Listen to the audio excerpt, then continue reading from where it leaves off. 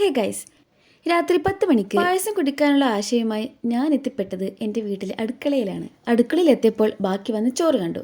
അങ്ങനെ ഒരു പാത്രമെടുത്ത് അതിൽ കുറച്ച് വെള്ളമൊഴിച്ച് അതിൽ ഒരാണി വെല്ലവും ഇട്ട് കുറച്ച് ചോറും എടുത്തിട്ട് എന്നിട്ട് അങ്ങ് ചെറുതീയിൽ വെച്ചു.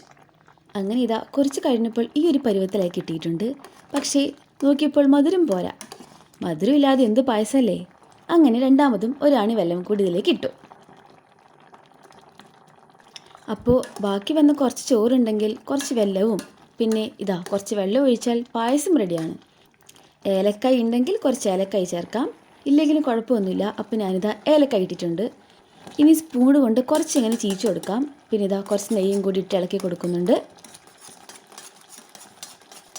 അപ്പോൾ സ്പൂണിലുള്ള നെയ്യ് മൊത്തം ഞാൻ പായസത്തിലേക്കാക്കി. അപ്പോൾ ഇതാ നമ്മുടെ പായസം റെഡി ആയിട്ടുണ്ട്. പായസം റെഡിയായ സ്ഥിതിക്ക് ഇനി ഒട്ടും കാത്തിരിക്കാൻ വയ്യ, നമുക്ക് വേഗം ഇത് പ്ലേറ്റിലാക്കി തിന്നു നോക്കാം. അപ്പോൾ നല്ല നെയ്യിൻ്റെ മണമൊക്കെ ഉണ്ട്, കണ്ടിട്ട് തന്നെ കൊതിയായി. ഇനി നമുക്കിത് വേഗം കഴിച്ചു വെക്കാം. അങ്ങനെ ചൂടുള്ള പായസത്തിൽ ഞാനിതാ എൻ്റെ കൈയൊന്ന് കുത്തിയതേ എനിക്ക് ഓർമ്മയുള്ളൂ, പൊള്ളിപ്പോയി. പക്ഷേ എങ്ങനെയും ഇതെനിക്ക് എൻ്റെ വായിലാക്കണം എന്ന ഒറ്റ ചിന്ത മാത്രമേ ഉണ്ടായുള്ളൂ. അങ്ങനെ ചൂടോടെ തന്നെ കിട്ടുന്നത് എത്രയാണോ അത്ര എടുത്തിന് വായിലേക്ക് ഇട്ടു. പറയാതിരിക്കാൻ വയ്യ, നല്ല ടേസ്റ്റ് ഉണ്ടായിരുന്നു. പിന്നെ നമ്മൾ നെയ്യൊക്കെ ഒഴിച്ചതാണല്ലോ, അതുകൊണ്ട് അതിൻ്റെതായ രുചിയുണ്ട്.